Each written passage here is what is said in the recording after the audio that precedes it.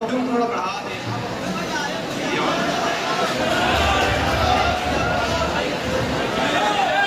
मेरी आंखों के सामने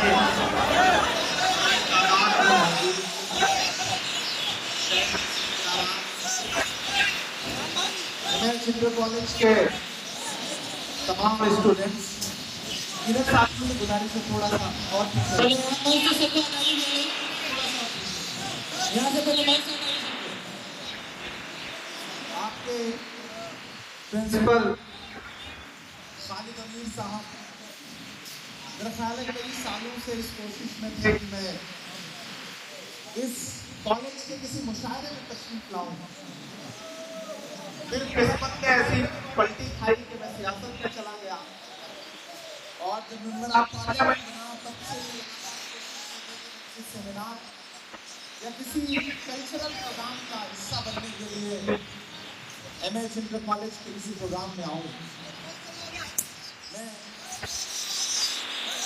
और सही से नींद भी नहीं पूरी कर पाया था कि सुबह 6 बजे उठ करके एयरपोर्ट आना पड़ा।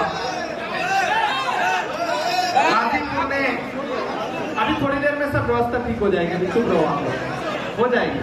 उनका भी काम जरूरी है, वो रिकॉर्ड नहीं करेंगे तो कल को आप YouTube पे कैसे देखोगे, तो वो भी जरूरी है, सारे काम तो वो भी होने दें। यहाँ मौजूद मजहर हुसैन साहब, डॉक्टर ओम शंकर साहब, वारिस हसन खान साहब, शहनवाज खान साहब, तनवीर साहब, विश्वविजय जी, अहमद शमसाद साहब, अमिताभ अनिल दुबे जी, मार्कंडेय सिंह जी, सुनील जी, हमारे जिला अध्यक्ष संदीप विश्वकर्मा जी, हमारे बिहार के स्टेट चेयरमैन माइनॉरिटी डिपार्टमेंट के उमैर खान साहब, शिबली मंजूर, शाकिर अली जी, महमूद खान साहब, बाकी तमाम साथी। यहाँ करके एक चीज का एतराफ करता हूँ कि मैं खालिद अमीर साहब को सिर्फ प्रधानाचार्य समझता था, मुझे लगता था कि ये सिर्फ प्रिंसिपल हैं, लेकिन आज समझ में आया कि अपने आप में पूरे नेता हैं माशाअल्लाह, और इन्हें सारे हुनर आते हैं। और इस दौर में ऐसे ही लोगों की जरूरत है किसी इंस्टीट्यूशन को आगे ले जाने के लिए, तो मुझे लगता है एक बार जोरदार ताली उनके लिए बजनी चाहिए। अच्छे से उन्होंने ये दोपहर जुटाई है जिसमें एक सेमिनार की शक्ल दी और उसका टॉपिक रखा है सामाजिक न्याय, और उसमें शिक्षा की भूमिका, उसकी दुश्वारियां। हालांकि आज सामाजिक न्याय का विषय है, लेकिन जो सामने आप लोग बैठे हैं, आपके साथ पिछले 3-4 घंटे से अन्याय हो रहा है, इसमें कोई छोटा नहीं। इधर जो हमारी माएं बहनें बैठी हैं, और चूंकि आज जिस हॉल का उद्घाटन होना है वो गर्ल्स ब्लॉक के लिए बना है, सर सैयद हॉल, तो हम इस हॉल के जरिए उस अजीम शख्सियत को खराज अकीदत भी पेश कर रहे हैं जिन्होंने इस देश में खास तौर से अक़लियतों के लिए मॉडर्न एजुकेशन के जो दरवाजे खोले, जो रास्ते खोले, वो अपने आप में आने वाली सदियों तक याद रखे जाएंगे। ऐसे सर सैयद साहब को हम सारे लोग खराज अकीदत भी पेश करते हैं। और मेरी खुशनसीबी है कि जब मैं मेंबर ऑफ पार्लियामेंट बन के राज्यसभा पहुंचा तो हम सबके सामने कई सारे ऑप्शंस आते हैं कि हम किसी कमेटी का मेंबर बन जाएं, कहीं चले जाएं, लेकिन मेरे सामने जब ऑप्शन आया तो मैंने कहा कि मैं अलीगढ़ मुस्लिम यूनिवर्सिटी का बोर्ड मेंबर बनना पसंद करूंगा, और मैं उसके लिए इलेक्शन लड़ा। जो राज्यसभा के एमपीज जिसको वोट देते हैं, और राज्यसभा की तारीख में सबसे ज्यादा वोट हासिल करके मैं अलीगढ़ मुस्लिम यूनिवर्सिटी का बोर्ड मेंबर बना। तो ये मेरी खुशनसीबी है कि उस इदारे से मेरा भी जुड़ाव है। हालांकि मेरी पढ़ाई इलाहाबाद विश्वविद्यालय से हुई है, मैं हिंदी साहित्य का विद्यार्थी रहा हूं, लेकिन मेरा मानना है कि आपको जो लड़ाई लड़नी है, उस लड़ाई के लिए आपकी विचारधारा महत्वपूर्ण है। आप किस संस्थान से, कहां से पढ़ के आए हैं, हमको उड़ने के तरीके न सिखाओ यारो, पेड़ से आए हैं, पिंजरे से नहीं आए हैं। तो जो हमारी विचारधारा है, उस विचारधारा के साथ सामाजिक न्याय की लड़ाई हम सारे लोग लड़ रहे हैं। ये गाजीपुर है, कांग्रेस पार्टी के एक वक्त में राष्ट्रीय अध्यक्ष रहे डॉक्टर मुख्तार अंसारी साहब की सरजमीन है। ये इस सरजमीन से निस्बत है ब्रिगेडियर उस्मान साहब की, इस सरजमीन से निस्बत है बीर अब्दुल हमीद साहब की, इस सरजमीन से निस्बत है राम उग्रह पांडे जी की, इस सरजमीन से निस्बत है खामोश गाजीपुरी की, इस सरजमीन से निस्बत है शिवपूजन राय जी की। और चूंकि मैं अदब की दुनिया से आता हूं तो इस सरजमीन का नाम लेकर के जिस शख्स ने पूरी दुनिया में मोहब्बत का पैगाम दिया, उस शख्स का नाम राही मासूम रजा था। तो मुझे लगता है कि मैं एक बहुत खूबसूरत सरजमीन पर खड़ा हूं। और अच्छी बात यह है कि हम गर्ल्स ब्लॉक के हॉल का उद्घाटन करने के लिए और जिस विषय पे बात करने के लिए खड़े हैं, मुझे बहुत खुशी हो रही है कि एमएच इंटर कॉलेज ने आज जो प्रोग्राम किया है उसमें मर्दों के लिए, लड़कों के लिए नीचे बैठने की व्यवस्था की है और खवातीन को, बेटियों को ऊपर बिठाया हुआ है। ये एक बदलते हुए हिंदुस्तान का सबूत भी है। हम चाहते हैं हमारी बेटियां इसी तरह से आगे बढ़ें। कभी किसी ने एक शेर कहा था कि जमाने भर में बड़ी घर की शान बेटी से, चमकता रहता है, महकता रहता है घर का जहान बेटी से। जरूरी ये नहीं बेटों से नाम रोशन हो, मेरे नबी का चला खानदान बेटी से। तो बेटियां पढ़ेंगी, आगे बढ़ेंगी तो शायद ज्यादा बेहतर होगा। मैं आज सोच के आया था कि मैं शायर बन के आज माइक पे नहीं खड़ा होऊंगा, सिर्फ सियासतदान बन के खड़ा होऊंगा, बात करूंगा आपसे एक मुकर्रिर की हैसियत से। लेकिन पिछले 3 घंटे में मुझको मेरी इतनी नज़्में सुनवाई हैं प्रिंसिपल साहब ने कि मुझे खुद ऐसा महसूस हो रहा था कि मैं सेमिनार में नहीं बल्कि किसी मुशायरे में बैठा हुआ हूँ। और खुद प्रिंसिपल साहब ने भी इतने शेर सुनाए माशाल्लाह कि ऐसा लगा कि प्रिंसिपल खालिद अमीर साहब नहीं बल्कि मुशायरे का कोई शानदार सा नाजिम माइक पर खड़ा है और उनके हाफिजे की दाद देता हूँ, उनके इंतखाब की दाद देता हूँ। तो थोड़ी देर आपसे गुफ्तगू करूंगा, थोड़ी संजीदा गुफ्तगू करूंगा, बीच में बच्चों के समझने जैसी बातें भी करूंगा। हम एक ऐसे दौर से गुजर रहे हैं जिसका जिक्र भी ओम शंकर जी ने किया कि जहां जहां बुलडोजर चल रहा है वो अन्याय है। इस मुल्क में अलग अलग तरह से अन्याय हो रहा है और ऐसे में सामाजिक न्याय की भूमिका बहुत बड़ी हो जाती है। हम करें बात दलीलों से तो रद्द होती है, हम करें बात दलीलों से तो रद्द होती है, उनके होठों की खामोशी भी सनद होती है। कुछ न कहने से भी छिन जाता है इजाज़े सुखन, जुल्म सहने से भी जालिम की मदद होती है। गाजीपुर वालों, आप सैनिकों की सरजमीन के लोग हैं, आप बहादुर सरजमीन के लोग हैं। इस मिट्टी में पैदा हुआ एक एक बेटा जुल्म के खिलाफ लड़ते हुए जान देने की हिम्मत रखता है। मैं इस सरजमीन पर खड़ा होकर के सोशल जस्टिस के लिए बात करने के लिए यहाँ खड़ा हूँ और एक कॉलेज में खड़ा हूँ। इसलिए मैं तालीम की अहमियत पर बात करूंगा, तालीम की सच्चाई पर बात करूंगा। मेरी नई नस्लें यहाँ पर बैठी है, मेरे बुजुर्ग यहाँ बैठे हैं। मैं पिछले 2 साल से देश की सबसे बड़ी पार्लियामेंट में, राज्यसभा में बैठा हूं। जब मुझे राज्यसभा में पहली बार लब खोलने का मौका मिला, बोलने का मौका मिला, तो मैं जानते हैं मैंने किस विषय को चुना, किस टॉपिक पे बोलना पसंद किया।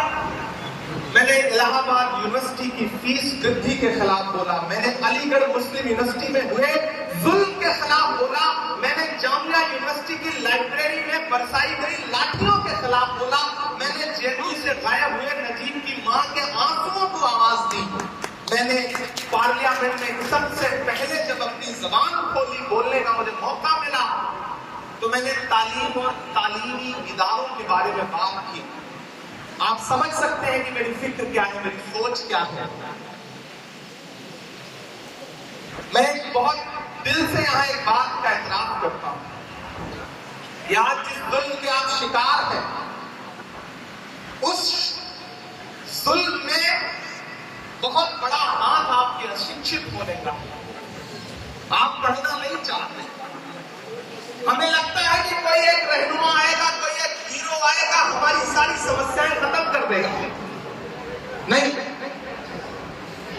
अपनी लड़ाई खुद लड़नी पड़ेगी। हम जिस दौर में जी रहे हैं, वक्त की ये जरूरत समझ लो, बिन पढ़े अब गुजारा नहीं है। ना कोई रहनुमा ना हुकूमत, कोई भी अब तुम्हारा नहीं है। खुद लड़ना है इस लड़ाई को। और इस मुश्किल दौर में जब आप इस लड़ाई को लड़ने के बारे में सोच रहे हैं, तो एक बार आपको अपने गिरेबान में भी झांकना पड़ेगा। मेरा मानना है कि हम किसी महफिल में खड़े हों, बैठे हों, सुन रहे हों तकरीरें, और हमारे कानों को अच्छी लगने वाली बातें ही सुनाई जाएं, तो फिर कुछ ना कुछ मिसिंग जरूर हो रहा है। कुछ ऐसी बातें भी बोली जानी चाहिए कि जिससे माइक थोड़ा बेहतर कर दे। जब भी आजकल हम बोलने लगते हैं, चाहे पार्लियामेंट हो चाहे यहाँ, माइक जरूर डिस्टर्ब करना शुरू करता है। माइक एक बहुत बड़ी समस्या है, तो मेरी गुजारिश है कि माइक थोड़ी देर बेहतर रखें। नहीं भी बेहतर रहेगा तो मेरी आवाज इतनी बुलंद है कि मैं बिना माइक के भी आप तक अपने दिल की धड़कनें पहुंचाने की जरूर कोशिश करूंगा। मैं इसलिए जिंदा हूं कि मैं बोल रहा हूं, मैं इसलिए जिंदा हूं कि मैं बोल रहा हूं। दुनिया किसी गूंगे की कहानी नहीं लिखती। हमें बोलना है, इसलिए मैं यहाँ खड़ा होकर के तालीमी इदारे में खड़ा होकर के बात कर रहा हूँ।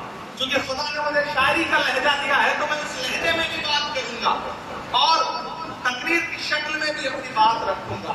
यहाँ मेरी माएँ बहनें बैठी हैं, स्टूडेंट्स बैठे हैं, तलबा बैठे हैं, तो मुझे लगता है मुझे थोड़ी सी शायरी की जबान में भी बात करनी चाहिए। ये वक्त की ये जरूरत समझ लो, बिन पढ़े अब गुजारा नहीं है। कोई सियासी रहनुमा खड़ा होकर आपसे ये कभी नहीं कहेगा, लेकिन मैं कहने की हिम्मत कर रहा हूं, क्योंकि मैं चाहता हूं कि सच्चाई से रूबरू होना जरूरी है। वक्त की ये जरूरत समझ लो, बिन पढ़े अब गुजारा नहीं है। ना कोई रहनुमा ना हुकूमत, कोई भी अब तुम्हारा नहीं है। ना कोई रहनुमा ना हुकूमत, कोई भी अब तुम्हारा नहीं है। इब्तिदा लफ्ज़े इक़रा से यारो, जिसके कुरान की हो रही हो।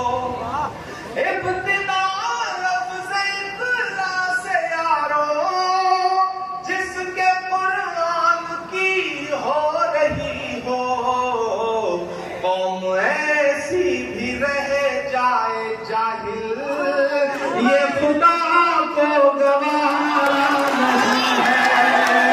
कौम ऐसी भी रह जाए जाहिल, ये खुदा को गवारा नहीं है। अरे शेर सुनना कि तुम पढ़ो और पढ़ कर लिखो सब, वरना तारीख बदली मिलेगी। अभी डॉक्टर ओम शंकर जी बोल रहे थे, तो उन्होंने कहा इमरान साहब आप सिर्फ प्रतापगढ़ के नहीं है, पूरे भारत के हैं, इसलिए अपना नाम बदल लीजिए। मैंने कहा यही कोशिश तो सरकारें कर रही हैं कि अपना नाम बदल लीजिए। हमें एहतजाजन अपना नाम नहीं बदलेंगे, वो और होंगे जो मैखाने में जाके पीते हैं, हम जहां पीते हैं मैखाना बना लेते हैं। मिट्टी में पैदा हुए हैं वही मिट्टी हिंदुस्तान है, हम जिस गांव में पैदा हुए हैं वही भारत है। कभी शाहिद ने शेर कहा कि जो भी मिलता है उसी को देखने लगता हूं मैं, क्या करूं मजबूरियां हैं, गांव से आया हूं मैं तेरे साहिल पे आया था कि देखूं तेरा ज़र्फ, ऐ समंदर किसने तुझसे कह दिया प्यासा हूं मैं। हम गांव की मिट्टी से आए हुए लोग हैं, और यहाँ बैठे हुए बच्चों से मैं एक बात कहना चाहता हूं मेरे भाई। खालिद अमीर साहब कह रहे थे कि जो गरीब बच्चे हैं वो यहाँ आते हैं, जो पढ़े लिखे बच्चे हैं, जो अमीर परिवारों के बच्चे हैं वो इंग्लिश मीडियम स्कूल में जाते हैं। मैंने अपनी बेसिक शिक्षा जो है वो प्राइमरी से पूरी की। हाई स्कूल तक सही से खड़ी हिंदी बोलनी नहीं आती थी। मैं यहाँ एतराफ कर रहा हूँ इस बात, क्योंकि हम ऐसे गांव में पैदा हुए जहां अवधी बोली जाती थी, खड़ी हिंदी नहीं बोली जाती थी। खड़ी हिंदी बोलने में टांगे कांपती थी, पांव कांपते थे। वालिद साहब चूंकि घर का सबसे बड़ा बेटा था, तो वालिद साहब नहीं चाहते थे कि पढ़ने के लिए मैं गांव छोड़ करके 70 किलोमीटर 80 किलोमीटर इलाहाबाद जाऊं। वो चाहते थे कि गांव के ही किसी डिग्री कॉलेज में एडमिशन ले लूं, ग्रेजुएशन कर लूं, पोस्ट ग्रेजुएशन कर लूं, डिग्रियां ले लूं। लेकिन जिद थी मुझे अपनी मंजिल खुद तय करनी थी।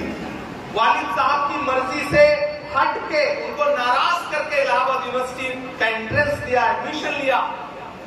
कोई बताने वाला नहीं था कि ग्रेजुएशन में सब्जेक्ट क्या लेना चाहिए, नहीं बताने वाला था। गांव में तो यही है ना सोच कि हाई स्कूल कर लो, इंटर कर लो, बीए कर लो, एमए कर लो, उसमें क्या कर लो, कौन सा सब्जेक्ट ले लो, कोई बताने वाला नहीं, कोई गाइड करने वाला नहीं। अपनी मर्जी से ग्रेजुएशन में एंट्रेंस दिया, एडमिशन लिया। जब इलाहाबाद विश्वविद्यालय में पहुंचा तो आंखें चुदियां गई। ऐसा लगा कि मैं तो गांव से आया हूं, मैं तो यहां एडजस्ट ही नहीं होता हूं। उस समय हम पैंट के साथ शर्ट नहीं पहनते थे, बुशर्ट पहनते थे जो लंबी होती थी, कुछ रुपए मीटर कपड़ा जिसका आता था। उस लिबास में यूनिवर्सिटी में जा करके जब देखा कि अच्छे अच्छे कपड़े पहने हुए लोग, अंग्रेजी बोलते हुए इलाहाबाद विश्वविद्यालय के बच्चे, पूरब का ऑक्सफोर्ड, तो हमें लगा इस दुनिया में तो हमारी जगह ही नहीं बनती है। लेकिन खुद पर भरोसा रखिए तो खुदा नए रास्ते खोलता है आपके लिए। वहां एहसास हुआ कि खुदा ने मुझे एक हुनर दिया है, मुझे उस हुनर को तराशना है। और अब बुजुर्गों से भी एक बात कहना चाहता हूं, अपने बच्चों के अंदर छिपे हुए हुनर को पहचानिए। अगर सचिन तेंदुलकर को उनके पिता आईएएस बनाना चाहते तो न वो कभी आईएएस बन पाते, न सचिन तेंदुलकर बन पाते। अगर शाहरुख खान को उनके वालिद क्रिकेट खिलवाना चाहते तो न वो कभी शाहरुख खान बन पाते, न क्रिकेट खेल पाते। अगर इमरान प्रतापगढ़ी के वालिद जैसी जिद कर रहे थे कि डॉक्टर बनना है या फिर यूपीएससी करना है, अगर मैं उस कोशिश में लगा होता तो शायद न तो आईएएस बन पाता और न ही आज मेंबर ऑफ पार्लियामेंट बनकर देश की सबसे बड़ी पंचायत में बैठा होता। इसलिए अपने बच्चों के हुनर को पहचानिए। और मुझे अपने भाइयों से, बहनों से भी ये कहना है कि खुदा हर इंसान को, हर बच्चे को एक हुनर देता है, उसे पहचान लो, उसे तराश लो, तो पूरी दुनिया में वही तुम्हारी पहचान का सबब बन जाएगा। अगर नहीं पहचानोगे तो धीरे धीरे वो टैलेंट, वो हुनर मर जाता है। जिस भी फील्ड में, ये तो वायरल होने का जमाना है। आपका एक वीडियो वायरल होता है और बड़े बड़े धन्ना सेठ घर पे बैठे रहते हैं और उस बेटे का इंटरव्यू लेने के लिए पूरी दुनिया की मीडिया चली आती है। ये बदला हुआ जमाना है, ये सोशल मीडिया का जमाना है, मीडिया का जमाना है। अपने अंदर के टैलेंट को पहचानो, स्पेशलाइजेशन का जमाना है। पहले एक दौर था कि एक डॉक्टर होता था, वही सर्दी खांसी का भी इलाज करता था, वही पेट के दर्द का भी इलाज करता था, वही हड्डियां टूटने का भी इलाज करता था। लेकिन आज हर बीमारी के अलग अलग स्पेशलिस्ट डॉक्टर हैं। ये स्पेशलाइजेशन का जमाना है। अपने अंदर के टैलेंट को पहचानो।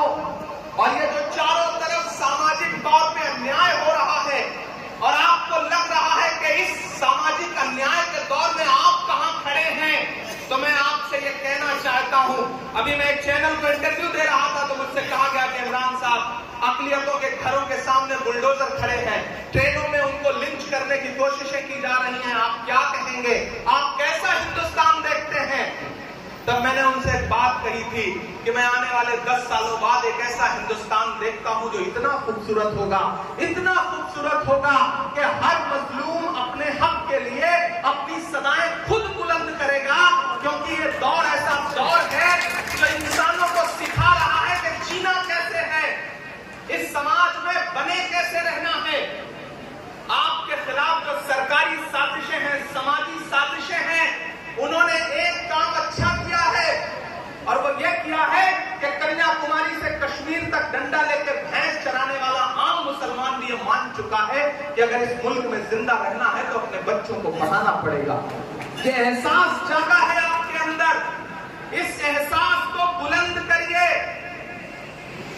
अगर आपने इस एहसास को बुलंद कर लिया। हमारे पास यूनिवर्सिटियां बहुत हैं। मैं बड़ी माफी के साथ यहाँ जो हायर एजुकेशन से जुड़े हुए लोग बैठे हैं, हमारे पास यूनिवर्सिटियां बहुत हैं और बच्चा अगर हाई स्कूल तक पढ़ लिख जाता है तो किसी न किसी यूनिवर्सिटी में दाखिला भी ले लेगा। हमें जरूरत है बेसिक स्कूलों की, हमें जरूरत है पहली क्लास से 12th तक हमारे बच्चे कैसे एजुकेशन हासिल करें, इसके लिए लड़ाई लड़ने की जरूरत है। चूंकि हम शिक्षा के महत्व पर बात कर रहे हैं, हमें एमएएच इंटर कॉलेज जैसे सैकड़ों हजारों इंटर कॉलेजेस की जरूरत है। इस भीड़ में बैठे हुए सारे लोगों से मैं ये गुजारिश करूंगा, आप अलग अलग दुनिया के लोग हैं, किसी को खुदा ने बहुत दौलत दी होगी, किसी को खुदा ने कोई अलग हुनर दिया होगा, कोई सियासत में बहुत आगे होगा। पूरा समाज हम नहीं बदल सकते, एक झटके में पूरा देश नहीं बदल सकते। अपने आसपास से बदलाव लाओ। खुदा कभी कभी क्या करता है कि आपको दौलत तो बहुत दे देता है, आप सोचते हो कि मेरा बेटा पढ़े, मैं इसे आईएएस कराऊं, इसे सीपीएमटी में ले जाऊं, पीएमटी कराऊं, नीट कराऊं,